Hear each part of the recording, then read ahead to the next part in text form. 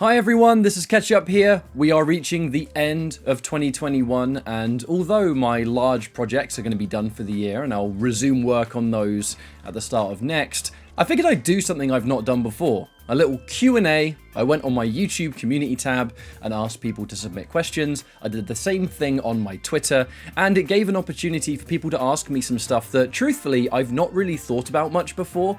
And look, I've been doing this for a long time, whether it's commentary, I used to play competitively for Mortal Kombat, content, and all that is kind of one big package for me as a freelance creator and commentator, and it's a chance for you to ask me stuff that you've always wanted to know. So, let's celebrate that and jump into our set of questions. So I figured I'd start on the YouTube tab and then we'll go into Twitter afterwards. All of the questions are great and I kind of want to get through as many as possible. Others that are similar, I'll try and put into one package, really. So starting with our first question says, what drove you to make Mortal Kombat content? The answer to that is pretty easy. I've been a lifelong fan of Mortal Kombat anyway, and I've always loved making videos, and whether it was gameplay, whatever it was.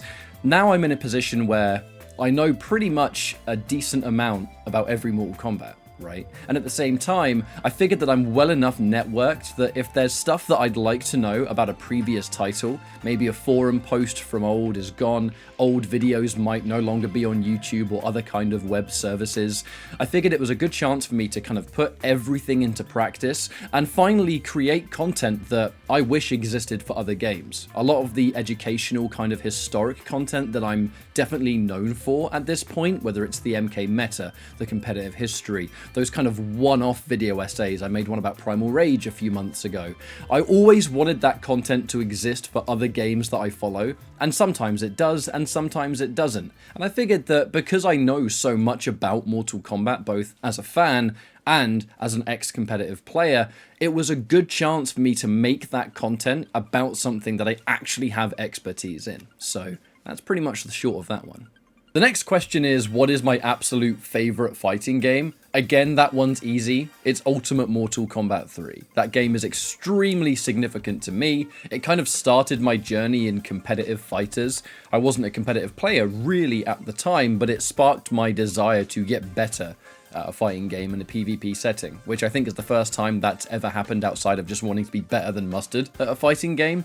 This is a subject I want to cover a bit more in depth next year, so I don't need to elaborate now, but Ultimate MK3, that's the number one. The next question I'm actually going to put into one bunch, essentially. I have had a fair few people ask me about when is the next MK meta, what is the next competitive history, am I even still making those videos? And I think that I need to definitely get that off my chest before I do anything else. The easy answer is there's more coming, 100%. I have no intention of ever stopping those series, but there is a rather significant reason that it can be so long in between episodes for those, and the reason is because they just take me a very long time to make. I am but one person. I know that some YouTubers do have teams, editors, this and that. When they reach a certain size, you do end up having it almost be like a business. Not that that's a bad thing, that's just working smartly, essentially, that you're able to get larger projects out in a much more timely fashion.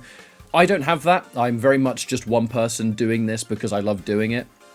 And it means that when I focus on those kind of videos that really dive into the nitty-gritty of a game or a character, especially when there's a lot of different installments for a character, those videos take me ages to put together, and I'm always working on my next project. Either I'm physically working on it, I'm in the scripting phase, or most likely I'm in my research phase where I'm constantly looking up games, looking up characters, jumping in and kind of just messing around with combos or whatever it is, trying to get that inspiration together. It really is as simple as it's an extremely time-consuming process, and when they're ready, they're ready. And at the same time, they do take such a long time to make that I might get a little bit burned out after one episode, so I take a bit of a break. It's just the constant thing that I'm having to juggle, and admittedly, I don't think I'm very good at juggling it right now. When I go into next year, and I start to focus on these episodes once again, especially competitive history, I actually think I'm looking into ways to try and streamline the process from game to game,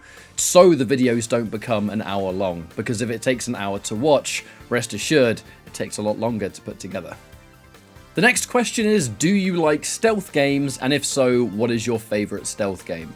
I'll be completely honest, stealth games aren't really my forte. A lot of genres aren't, in fact. Fighting games and arena FPS are my favorite because they have that fast pace, they have that speed, very execution heavy and all that. I just love that kind of game. And other games that require a little bit more thought, maybe a little bit more methodical play, you know, card games, for example, real-time strategy, I'm really bad at those, although I do have games that I've played that I enjoyed. When it comes to stealth games, I think one of my fonder memories for that kind of genre was playing, I'm sure it was Chaos Theory, one of the Splinter Cell games a long time ago, because they were multiplayer. Me and Mustard would play through those and it was really difficult. I don't even know if it was Chaos Theory, I'm sure someone in chat will correct me, but there was a co-op Splinter Cell game that my brother and my cousin, we all used to play it together. It was really hard. Or maybe we were just super bad at it. I'll let you decide. The next question is, did you have fun? Yes.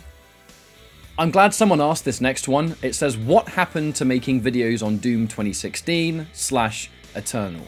Now, the reason for that is the first one, especially when it comes to Doom Eternal, there are a lot of people out there that do battle mode and stuff like that that are really good. They know tons about the game. They're really good at making content as well. And there's a lot of community resources where essentially the kind of content that I make for games that I enjoy, it's not really as necessary for me to put it together. You know, there are already people out there that you can go and watch that do great stuff, and I'm not needed in that department. Although I haven't played Doom Eternal in some time, that's mostly just down to my own schedule, busyness and everything else. Battle mode, as much as I still adore the game mode, and I do still do some Friday Night Fights activity with Tokyo Punch-Out. This month actually we've been putting some episodes together and we've done 3 of the live shows which have gone really well and they've been a lot of fun. It's just not a game that I've been playing as much recently, and for me, with the amount of stuff I have to juggle, that really is just the way it has to go sometimes. Doom 2016 is the same. I've been sitting there sometimes and just playing Doom 2016 on my own, you know, jumping into servers and seeing who's about. There's not really been as much need to make content for those games. And I think at the same time, when it comes to the battle mode footage, again, those videos took me a long time, and that was kind of in the middle of when I was really hammering out Mortal Kombat content. And with a lot of those videos, the viewership was not as good as some of my other games, and to be fair, that goes with the territory. If you make content for other games, they just won't have the same viewership as the games you're known for. But as someone who is a freelance creator, commentator, all of it is in one package, I always need to pay attention to that kind of thing. And if the video takes me long to make, and if it's not a simple matter of just chopping up some funny clips and slapping them together, I have to take that into account when I'm putting new videos into, you know, the to-do list. This next question says, what are your thoughts about the animations in MK11? I think they're much better than they are in MKX, but I feel a lot of people online really crapping on them. I think that's always a really funny question to answer, and it is something that I think, not even me, a lot of us in the scene get asked about what we think of the animations. The reason I think it's funny is because MK11 does have a lot of really pretty animations in it, and a lot of characters that are well animated. You look at Kung Lao, for example, and he's got some gorgeous animations on him. Scorpion and all of his chain stuff looks really cool and all that good stuff, but all it takes is that one character or that one move to look really janky, and that almost becomes the game's legacy. I mean, let's look at Terminator's Down 3, right? That sort of stubby kick where his foot goes up into the air and everything else. That is the one normal that everyone talks about when they talk about MK11's animations. And I do think it's not particularly fair. I mean, let's be serious, the animation is not perfect in-game. There are a couple of characters with some weird-looking buttons, but there's also a lot of animations in there that look really good. And if I was a Terminator player and my Down 3 looked like that, to be fair, it's one of the best anti-airs in the entire game, so it's not exactly like it serves a bad function, is it? But it's like I said before, I think it's a bit unfair to look at one animation or one character and then essentially slam the entire game because of it. But as someone who's been in the NetherRealm scene for a while, I'm no stranger to it. And, you know, if you don't like how something looks, that's your own opinion, you're entitled to it. But I do personally think it's not fair to look at one button or one character and think the whole game is bad animation-wise because of it, because there's a lot of good stuff there as well. What was your favourite month of the PlayStation tournaments that you hosted this year?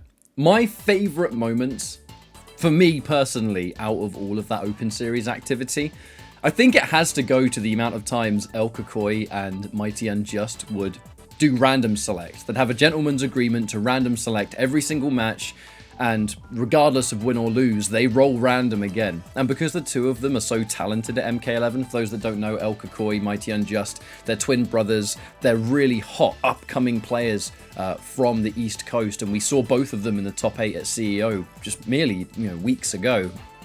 They were playing all the time in the Open Series, the PlayStation Online activity that was taking place for a couple of years. They still do those tournaments, but there's no official stream for them anymore, which is why you wouldn't have seen me on there. But every time they would bump into each other in the kind of later stages, they'd always random select, and you would get some hilarious combinations, and they are my fondest memories. I've got to go with that for sure. This next one's kind of spicy. MKX versus MK11.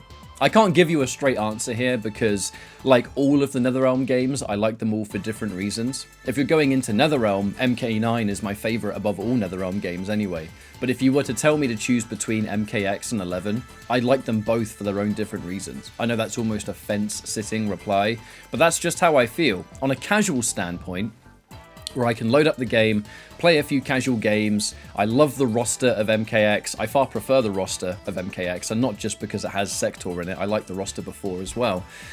It's a lot of fun to sit there and do all these giant combos. It's fast, it's responsive, and all that good stuff. But then, on a competitive standpoint, that game is possibly the most stressful game I've ever competed in. It is full of one-player game stuff, absolute void of fundamental stuff. I just pick a character, learn this crazy execution, and then I can just start mixing everyone with overhead mix-up, low mix-up. Some characters have these, crazy vortex situations or whatever it is, knockdown plus frames all day, every day. MK11 is competitively, I still firmly believe, the better tournament game because it is more about the fundamentals. We can talk and complain all day, every day about the balance. And when we say balance, we mostly mean that the top 5 has almost stayed the top 5 throughout. Jackie, Cetrion, since the Joker existed, been top 5. Fujin is now in that top 5 and was arguably there before Ultimate came out. So it's more lack of variety than bad balance, I would say, in regards to MK11. But my answer is, if I'm playing casually and I just want to mess about, MKX is the game I choose. If I was still playing in tournament, I would rather compete in MK11 all day, because truly it is fundamentally better in that regard. In my opinion, I love MKX tournaments, I still watch them, I still enjoy them. It tickles the nostalgia strings because, I was a top level MKX player once upon a time. But I say this completely unbiased, that MKX for casual fun, MK11 for competitive integrity. What Back 4 Blood DLC do you want to play? All of it, really. I'm a big fan of Back 4 Blood. Bustard's been going ham on that game, and I've been really enjoying what I've been able to play with him as well. But the DLC's adding a bunch of stuff. I'm going to try all of it. The only thing I don't really focus on in Back 4 Blood at all is the multiplayer component. The PvP. It's not why I want to play the game, and I probably may never even touch it. Not that I think it's bad or anything, I just want to play Back 4 Blood specifically for that sort of co-op campaign element. And that's what I like to do. All the new cards that are coming out, all the new extra stuff on top of that. Give me all of it, basically. The next question asks, what's your favourite video that you've made? Be it for how much fun you had making it, or for the quality of the final product. I think my favourite video I've made on the entire channel has got to be the MK meta for Mortal Kombat 9. The reason for that is because it was one of the first episodes of the series that I released, and the reason I did that is because MK9 is such a fondly remembered game with a huge sort of cult following, if you will.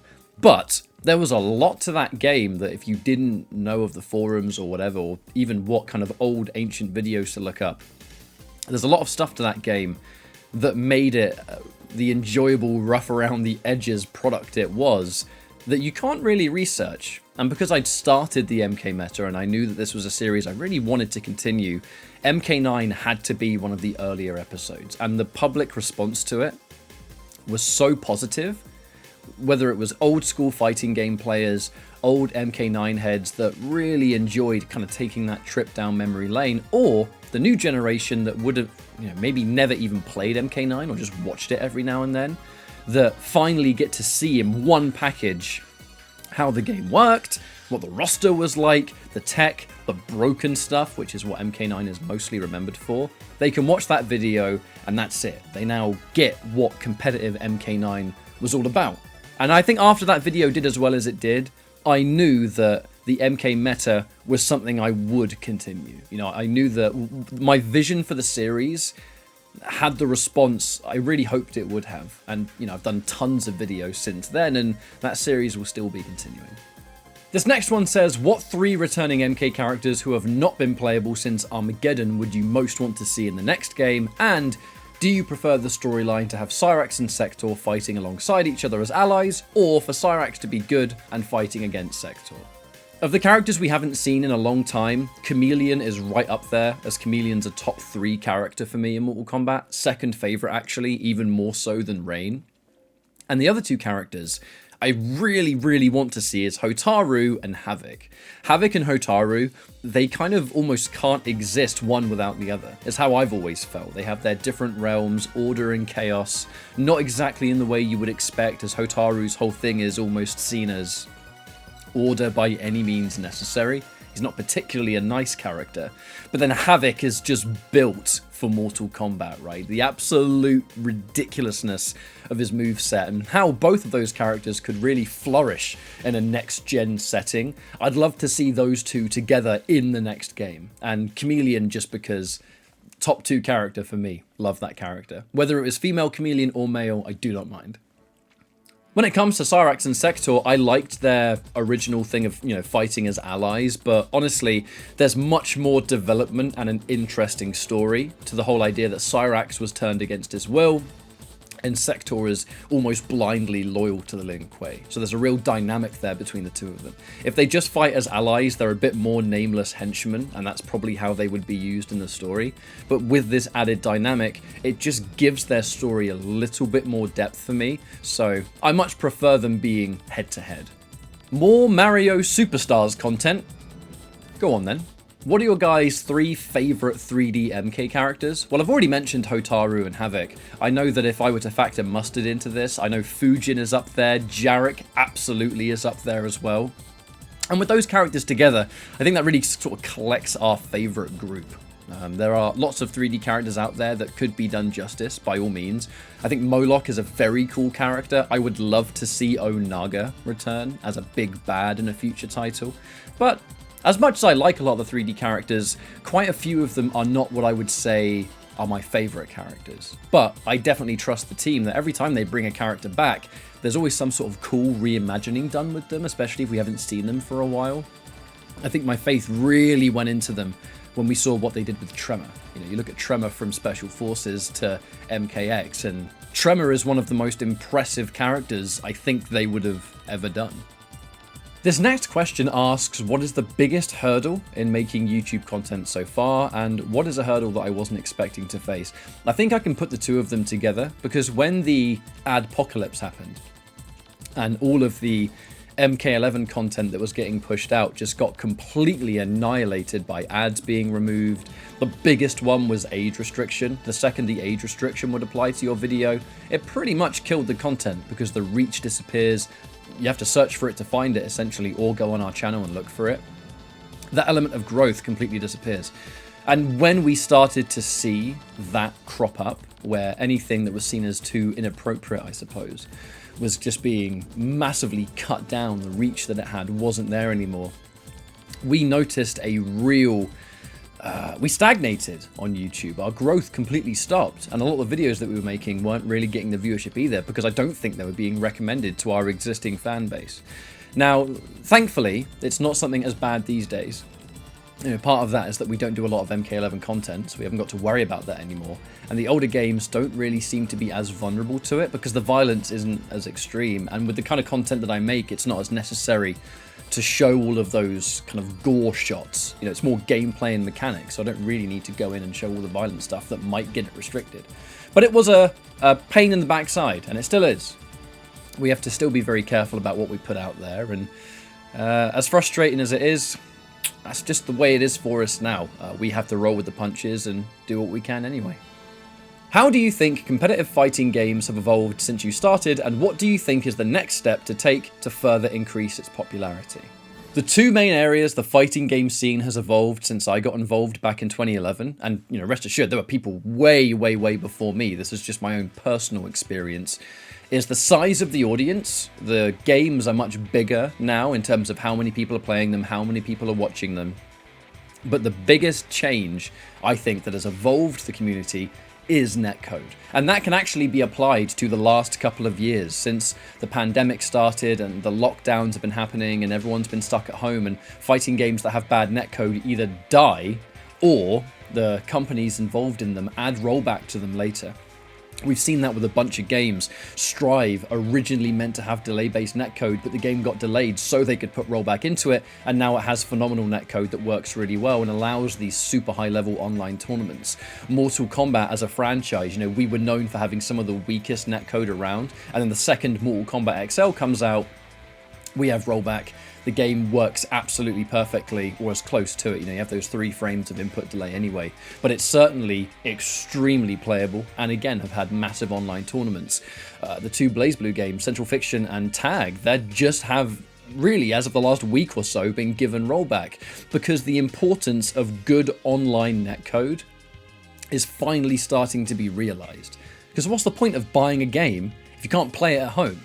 You can't naively expect to just run esports tournaments and be like, that's fine. We haven't got to do good netcode because our tournament's going to be offline. It's a very arrogant way of looking, and it's a very selfish way of looking at it, because not everyone that plays your game goes to these offline tournaments. We are the 0.1% of people that do that, and you've got to cater to everyone that buys it. If you buy the game and you can't play it online, what's the point? And I'm really happy to see more devs go into the way of adding good netcode to their games, because it's mandatory. I like this question. Are there any big videos that you've had to scrap? And if so, for what reasons? It's not every day that I look at a project that I'm working on and decide that now is not the right time. And there are many, many reasons that's the case. But there is one video that I'd always wanted to start that hasn't been canned permanently. I just don't have it's not the right time for me to release it yet. And that was going to be a full multiplayer retrospective of Doom as a franchise. I want to make a video, and I actually have an old script that I'd started on, and people that I'd interviewed, and docs upon docs and docs that I've written down, and all these notes that I've made, that essentially tells the journey of Doom as a multiplayer franchise. The culture of the very first Doom, you know, all the stuff that comes from that. How Doom 2 evolved the meta simply with the introduction of the super shotgun, which was like the best weapon in the game. How Doom 3 had a very, very small existence in the multiplayer space, because players were essentially playing Doom 3 while they waited for Quake 4 to come out, and then the evolution of like Doom 2016, Doom Eternal's battle mode now. Because Doom's known mostly as a single-player game, but it has deep, rich histories in competitive as a multiplayer game as well. And it's something that I'd like to tell the story of one day. And I fully plan on doing it, but the original time frame I was going to do it was before Doom Eternal. I was just way too busy. And I haven't found the right time to revisit that yet. But eventually, I will. I promise.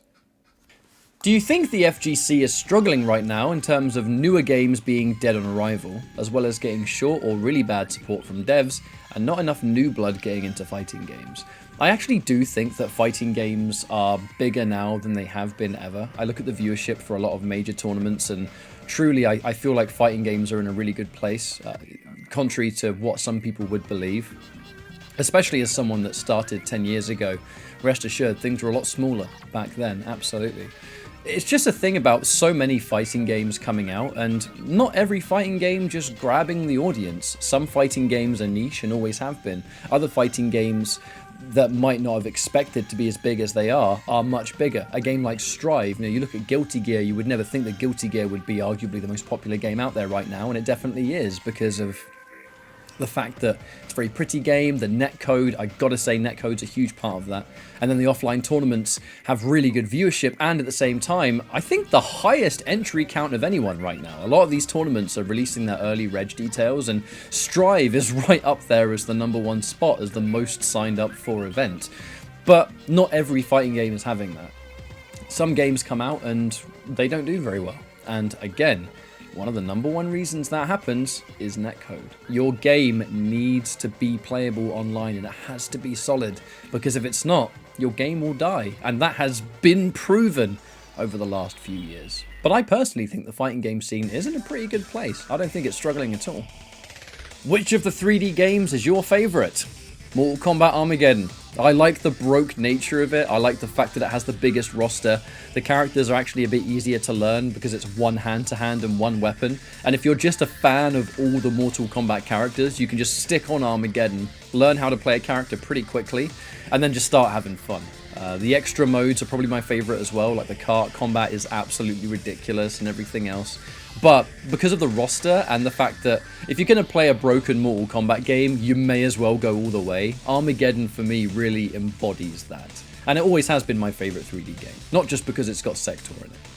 Most MK fans tend to like the most broken games, usually because they felt more fun and more diverse. But for a competitive environment, a broken game may lead to uninteresting tournaments and give the game a bad image. How do you think it's possible to achieve a balance beyond these two aspects? I think if someone's looking for something that's broken, that balance is going to be hard to achieve. When people fondly look back on broken fighting games, they look back on them because there's a real charm to all the stuff that is out of this world, and stuff that you look at and think, oh, that would never exist in a modern game today. Because if it did, it would just get patched out as fast as it's even in the game in the first place. So if it's broken you're looking for, you kind of have to play those old games to get that experience. Because if you want competitive balance, a lot of the stuff that's just ridiculously busted, it really shouldn't be in the game. If it's stuff that just completely removes skill, removes this or that. For example, you know, Mustard might get a bit annoyed at me for using this, but Cyrax and MK9, right? If there's a competitive game, if I'm flying halfway across the world for a game where a character hits you with one net and you're dead, you know, I could outplay this character the entire round, I get hit once and I'm gone. That's not going to be a game I consider particularly competitively viable anymore. And I do actually have a fond memory of the last offline MK9 tournament, the Combo Breaker Revival.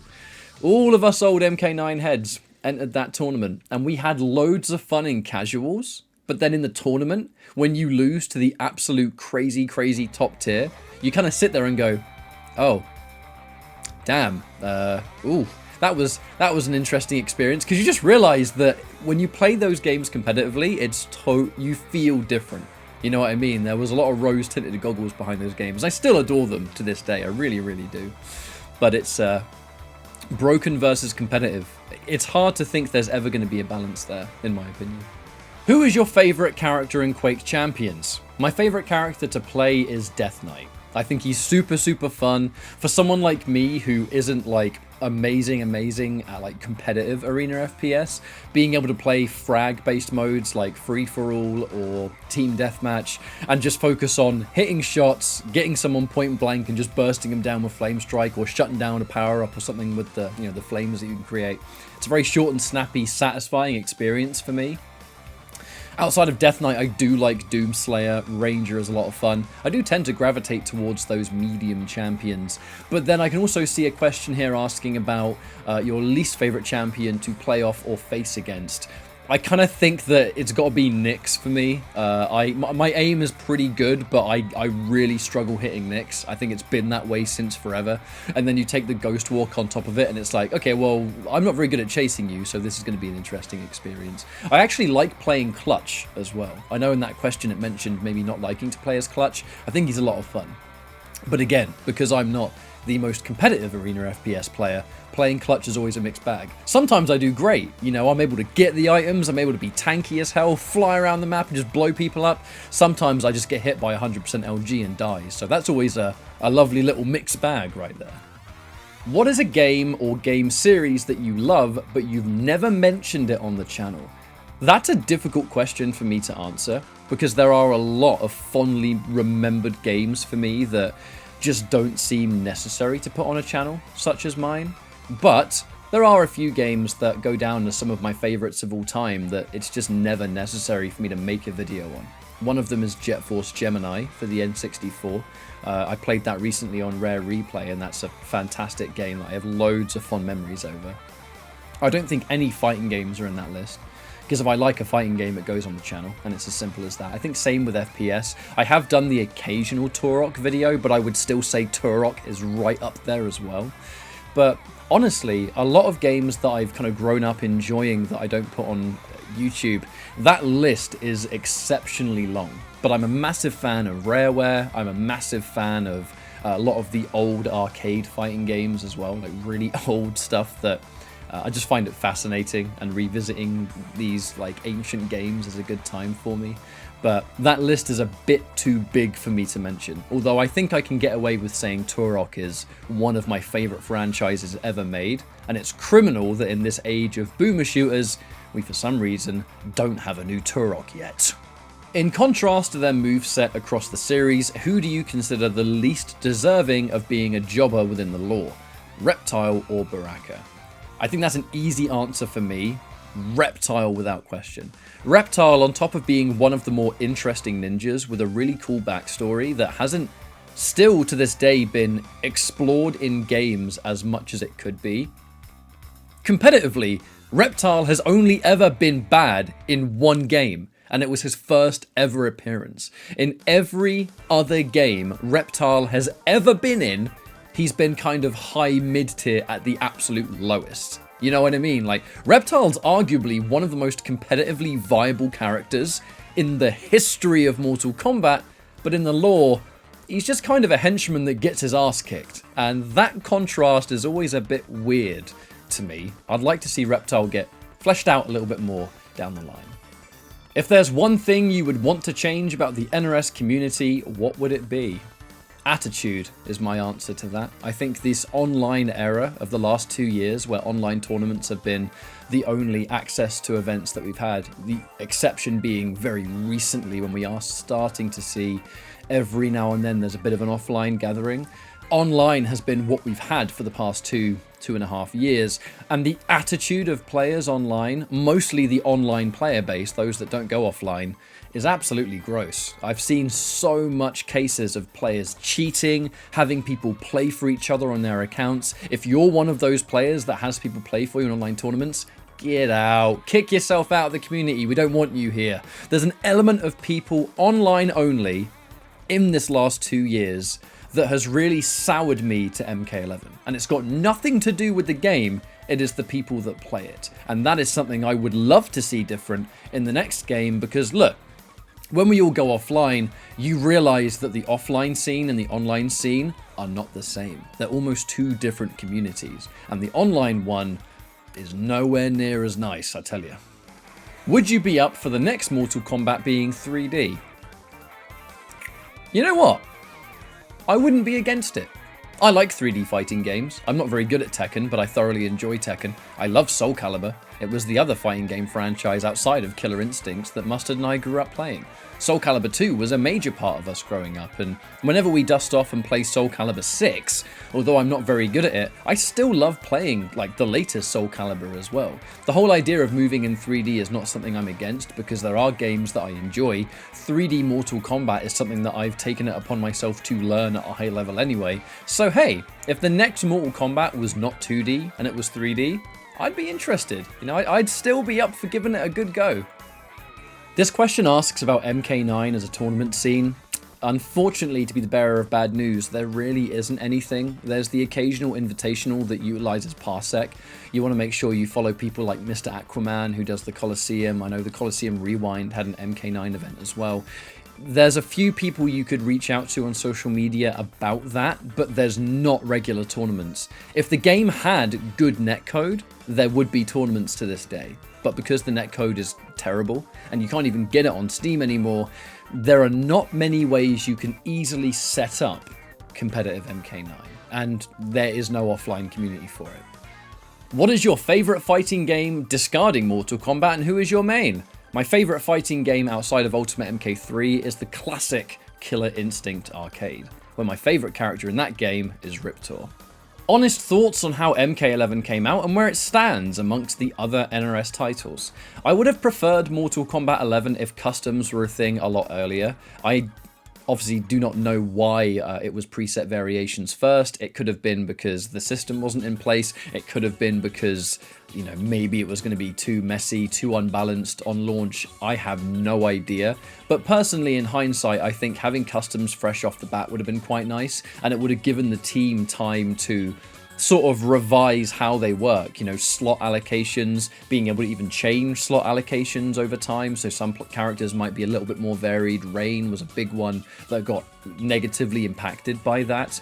But as a game and how it stands amongst the other NRS titles, I think MK11 is as a Mortal Kombat game, I'd say it's my least favourite of the 3 modern ones, but it's not by a significant margin. MK9 is my clear favourite.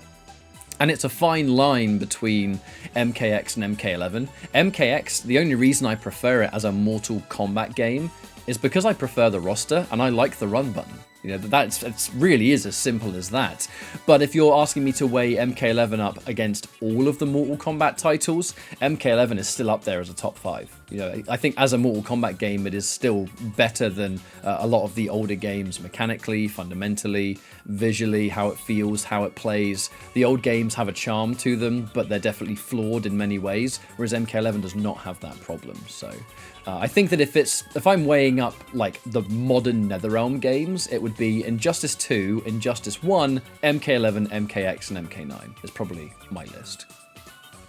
This next question asks about the worst matchups that I've witnessed in MK history. There are a few that really stand out. Shiva versus Cabal in Ultimate MK3 was absolutely diabolical. She couldn't move. Instant air gas blasts just removed her from the game, and she was more vulnerable in the corner than other characters because of the size of her hitbox. I think that if we want to go a little bit more modern, one of the absolute worst matchups in Mortal Kombat 9 was Jade versus Kenshi. Jade couldn't move. She could not get in, she couldn't even get close to Kenshi in that game, and when she did, she had some of the absolute worst, weakest offense in the entire game versus the best defensive special moves, most of which are plus on blocks. So that match in MK9 was, in my opinion, I can't think of a matchup in that game that's worse. I really can't. What fighting game do I think has the best music? Classic Killer Instinct. If you haven't listened to it, do it. How hyped am I for DNF Duel? I know nothing about it, and as of a few days ago, I didn't even know it was existing. Sorry. This question asks about the chances of the Borgs coming back in, you know, the next Mortal Kombat, whenever that may be. I'd love to say I think the chances are high, because I'm biased and really want to see Sektor again, but the reality is we don't know. We have absolutely no idea, as any of us have no idea. I'd like to say that I think the chances are high because they weren't really playable in MK11 at all, so surely that means that some kind of cyborg will be in the next one, but until we see that game, there's no way to tell. I just hope that we do see them, because I want to play Sektor again, guaranteed. This final question is, what is your favourite Mortal Kombat story? My favourite story across all of Mortal Kombat has got to be MK9. If it wasn't for MK9, I would probably say the entire 3D storyline across DA, Deception, and Armageddon was my favourite because it was just super interactive, there was lots of stuff going on, loads of characters, and then MK9 did, for me, such a phenomenal job of retelling a classic story, while at the same time wrapping up the events of the 3D games. It was such a wonderful package that still, to this day, I don't think any Mortal Kombat, either old or new, has come close to topping just how much I enjoyed Mortal Kombat 9 story mode. So that's all the stuff on YouTube. I got asked a few extra questions on Twitter, so I figured we'll slice this to part 2, I guess. So now we're going to just move on to the Twitter questions. There were less of them, but I still think there were some really nice ones here. The first one from Themata is, were it not for the MK franchise existing, do you think you'd have had a lifelong interest in fighting games? That, I think, is a really good question, because I think I would, but whether it would have been enough for me to kind of go down this road of, you know, playing competitively, which would lead to more things, the content side of it, the tournaments, the commentary, all that stuff. I don't know, really, because Mortal Kombat was one of many fighting games I played growing up, but MK was the biggest one, the one that stuck with me the longest. So, you know, growing up, I would have played Soul Calibur, Bloody Roar, Killer Instinct, and many, many more, but I truly can't say if it would have been enough for me to have the career that I now have. I do strongly think that MK is to thank for that. MKK Hanzo asked us if we would take on Dark Rift once again. So we did play and record some ancient matches, and this was like over 10 years ago, from Dark Rift, an old N64 game, and it's a game I'd like to revisit one day, just to kind of let everyone know that it was a game that existed. But it might not necessarily be for just match footage. It will be one of those games I'll revisit as a game that might not have aged very well, but had some cool ideas. That's very much, I think, on my to-do list. It's just not very high on that list. What characters from other fighting games would you like to see in Mortal Kombat? I think the biggest one for me is Fulgor from Killer Instinct. Like, of all of the fighting game characters that we could eventually see in MK, a Killer Instinct character would be the most ideal for me, and I think Fulgor is like the true poster boy of classic Killer Instinct. So that's a character I've wanted to see in Mortal Kombat for some time, and I still very much feel that way. In terms of the classic MK games, are there any ports that change the meta so much that the tier lists are considerably different in specific versions? I would definitely say that when it comes to that question, the most notable would likely be the 16-bit ports of Ultimate MK3. Those games are quite different in terms of how they're played, certain combos and stuff like that. The absolute nitty-gritty of those, you can find all kinds of information from a lot of the South American community, but Ultimate MK3 on, like, for example, you know, the Genesis or the Mega Drive, I can't quite remember which one that was. I was a Super Nintendo kid growing up. Those versions of Ultimate MK3 are quite different to their arcade counterpart, and some of those characters are seen as better, but those characters you kind of need to look it up yourself. On the top of my head, I know that Nightwolf is very strong on those games. Zorro asked, what features currently would you like to see not return for future Mortal Kombat games? Are there any such as Run that you would like to see return in the future? So I would like to see Run come back, but that's mostly because I am a very, very self-admitted Run button fan. My favorite games often have the Run in some way. Like Ultimate MK3's Run button was really fun. MK Gold or MK4, I love the Run in that as well. MKX, the Run was extremely fun, but competitively, I'm not sure. I think universal dash movement is a better way to go, although I personally would be happy with either or. I just like Run because my favorite games tend to have Run in them. In terms of stuff I don't want to see come back, I don't want to see Breakaway return. Of all the modern stuff that exists, I think Breakaway in MK11 is one of my least favorite additions. And it's the kind of thing that, although I respect what they try to do, MK11 has a lot of kind of innovative ideas for the Mortal Kombat franchise. Breakaway is one of those mechanics that, in my opinion, just didn't work when the chips are down. Was there a game that you'd always have liked to commentate on that you haven't already? I actually have an answer for that, and it's the current Killer Instinct. So Killer Instinct in 2013 was a game that I played competitively in its year one. I was actually working as a game tester that year, so I wasn't involved in esports. My whole career, as I now know it, wasn't a thing back then. It was 2015 that kickstarted all of that. And the first KI year for the 2013 Killer Instinct installment was a game that I took very, very seriously. And because Killer Instinct is one of my favorite fighting game franchises of all time, it's my second favorite next to Mortal Kombat. Like I said earlier in this video, my second favorite fighting game ever made is KI Classic, just behind Ultimate MK3. The latest Killer Instinct is so fun to watch, and it's so fast and intense. It's got a really good roster, the music is incredible, it just oozes hype. Of all fighting games that are out there, that Killer Instinct is the one I wish I'd have played more, and I'd have wished I'd have learned enough about it that I could have applied my commentary style to it. Because I strongly think I could have been quite good at commentating that game. It just missed the window, I think.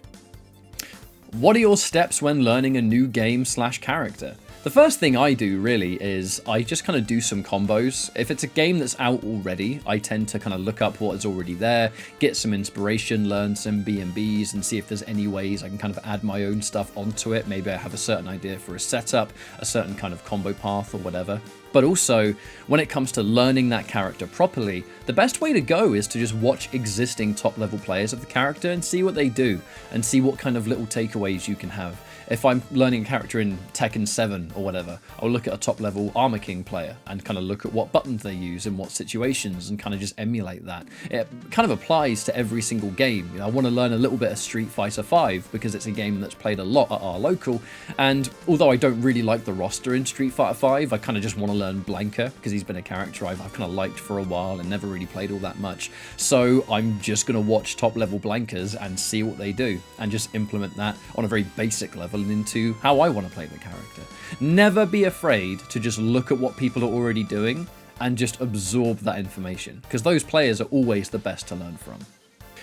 Do I think that NRS will change the mechanics entirely once again for whatever MK comes next? I think they will. You look at Mortal Kombat 9, X, and 11, none of them play like each other, and that's just the way Mortal Kombat has been for the last 10 years. There are a few transferable skills, mostly to do with combos and stuff like that, but when it comes to mechanics and the way the game is played, they're all different, and I would assume that it will just continue with whatever comes next. If they keep things legacy, it would actually be more significant, because that's the first time in a long time that Mortal Kombat has ever done that. I think the last time that was ever done was the 3D games, where Deadly Alliance, Deception, and Armageddon were technically legacy between themselves, but even those games added enough new mechanics to make each title completely different. This next question says that arena FPS and fighting games are both niche genres, but arena FPS is quite a bit more niche than fighting games at the moment. Do you think that arena FPS community could learn something from the FGC about growing a community? Both genres are a competitive 1v1 game, but I wonder if arena FPS could be just a little bit bigger. This is, again, a tricky question for me to answer, but I've always enjoyed that arena FPS and fighting games have a similar background. They exploded into the competitive market during the early 90s, both of them did, and there was always this demand for people to come together and play locally to truly see who the best was. This culture of people turning up to big events, all of which together to play offline. They really go hand in hand, and they share that history with each other in a different way. Modern arena FPS, I've always thought, is just a genre that might never become as big as it once was, and it isn't really anything to do with the game. I don't know if there's any way you could streamline an arena FPS or simplify it or whatever it is to make it appeal to a more casual market, because at its core, arena FPS has always been a genre that is skill is rewarded. That really is all it comes down to. And the 1v1 element, while it's great for fighting games, I kind of feel that with FPS it might be a little bit trickier for the general market to absorb, because every time you play a shooter now, it's team-based. Even if it's a competitive shooter, it's 4v4, it's 5v5, you have all these different roles to play, whereas arena FPS, like, you're the only person responsible for your own actions. So there's a huge issue, I think, that arena FPS fans or players have about their games not just being, as big as they once were, because arena FPS is built to be difficult and it's built to be competitive. And I love that. That's what I love about it. And that's what arena FPS fans love about it. It's just that that level of difficulty is clearly a bit too much for a lot of the gaming audience, and fighting games I think are a bit easier for people to watch and understand. 2 characters, you got a life bar each, and that's it. There's other moving parts, sure, but from a viewer's perspective, for a lot of people, I guess that's just what it comes down to. Arena FPS is seen as more complicated because besides all of the execution and the movement and this and that, you've got all of the micromanaging, all of the items, you've got the main items, you've got the little items that you can pick up, respawn times or whatever the hell it might be. There's just this real element of fighting games are fighting games, but arena FPS is a niche genre amongst an already existing FPS market where everything else is a bit more straightforward and a bit easier. And I think that alienates people from just not wanting to put the time in to get good. But I don't think that's the game's fault. I think that is purely the attitude of the modern player, because that's what I love about arena FPS, and that's what I'm always going to adore about the genre. If the next Mortal Kombat was a 3v3 game, who would be on your team? I mean, if I had the choice and those characters were available, Sektor, Chameleon, and Rain. They're my top 3 characters, and I'd absolutely rinse all of them on the same team. But do I think MK will ever be 3v3? That is a question that I feel no. I mean, by all means, I'd love to get proven wrong, but I just don't see MK ever being that kind of game. But only time will tell. What was one of your favourite moments as a commentator this year? I actually have 2 of those, and one of them isn't really commentary, but it's still in line of the work that I do as a freelancer. My favourite commentated event this year was easily the We Play Ultimate Fighting League. It's a real shame that what happened with it happened, and we're likely not going to see Mortal Kombat as a part of that ever again. But the event in Ukraine was an absolute spectacular show. The team involved were a lot of fun to work with, everyone was extremely passionate about the product, and it really showed in the production. The Fighting League was Mortal Kombat, Soul Calibur, and Tekken, all kind of a week each, essentially. It was 3 weeks of constant fighting games, and I was brought on to commentate MK. It was a really fun show. It was great to see everyone again, players, commentators, whatever. I think we all had a chance to really chum out and just catch up for the first time in a long time because we hadn't done it. And then the tournament itself was spectacular, truly bringing in the best from around the world. We had a phenomenal tournament and some really memorable matches at a time where offline MK just didn't exist. It was a real breath of fresh air, and I felt very honoured to be a part of that. Like I said, it's a shame that things seem to go the way they did. I don't think any of us really know what happened.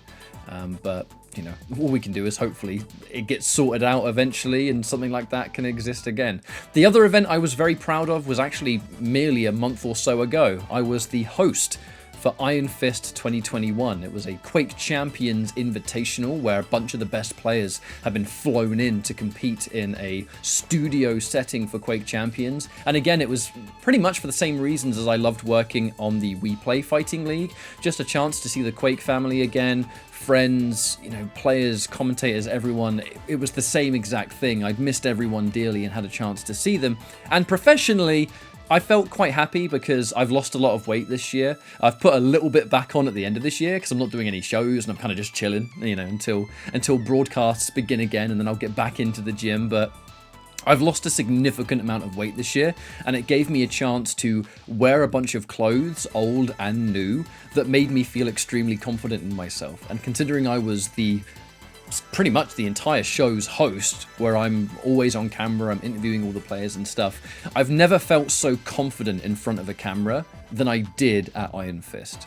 I was very happy with the journey that I've made this year to kind of make that a possibility. Sorry for the long-winded answer, I suppose, but those 2 events were very close to my heart, and I think they always will be.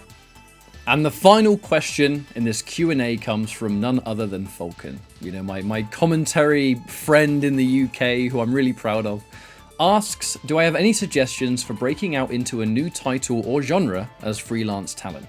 Anything from my experience would be amazing insight. So, as someone who was able to get involved in pretty much my second other favourite genre that I love, Arena FPS, I've commentated a few FPS titles now since doing all of this, and you pretty much need to get familiar with starting again. You can be established in one game and it might help you get a few more smaller opportunities that can get you started in another. But you've learned those fundamentals through commentary, through the games that you specialize in, and if you really want to get into another title, it's always the way of getting your name out there in the form of streams, content, seeing if there's like small community stuff going on, asking if they need someone, to give their services. At that stage, you kind of need to get used to doing unpaid work for a little bit just to get your almost like a portfolio together. It's almost like any profession, isn't it? Where you need to build those skills together and just do what you can to get your name out there. You've done it once already with an existing game. You pretty much just need to repeat that process. Obviously easier said than done, depending on what game you want to get in. I think some games would be so big that it would be almost impossible to break into them. You wouldn't see me trying to be a League of Legends commentator or something, because never, not in a million years, would you be able to climb the ladder from this point, I think, to become that, in my personal opinion. But obviously, there would be people out there that would prove me wrong. But I think the short of it is, get yourself involved in small community stuff, build, and just keep going. You know, eventually when that hard work continues, something will happen. And it did for me anyway, with some of the other fighting games I wanted to get into or whatever it was. I got quite lucky with Quake because it was kind of a new thing and they were looking for fresh talent. But Doom Eternal, all of the commentary I do and the show stuff I do with Friday Night Fights, that stems from a bunch of work I used to do with Tokyo Punch-Out in Doom 2016. You know, none of it was paid or anything like that. We just did it because we loved doing it. And it put me in a really good position, especially with Tokyo being the community manager for Doom Eternal now, that we could put something together and make a really nice show for those that loved Doom Eternal's multiplayer. So that's definitely where my background comes from with FPS. It all stems from just working on, you know, community stuff with Doom 2016 and my own personal content to get my name out there. Well, I think that's it. I tried to answer as much questions as I could across Twitter and YouTube. Some questions were very similar to each other, so it wasn't as necessary to answer them because I'd already done it. But that's your lot. Thank you all so much for chucking questions my way. It's actually been really nice to sit here and read what people want to know, and hopefully the answers are what you're looking for. And happy end of the year. Whether you celebrate it, whether you don't, whatever the case may be, just enjoy it. Take some time and be you. Enjoy being you. That's what it's all about. I'll see you at the beginning of next year. I'm going to peace out for 2021. Thank you so much for all of your continued support. If it wasn't for the support that you give me, I wouldn't be able to do the videos the way I do them. You know, doing all this as one complete package isn't an easy job, but it's a job that I love doing, and I'm very fortunate to be doing it. And here's to next year, hopefully bringing more events to come. And maybe more games if we're lucky. My name is Ketchup. This is me signing out. See you next year. Much love, peace out, and take care. Goodbye.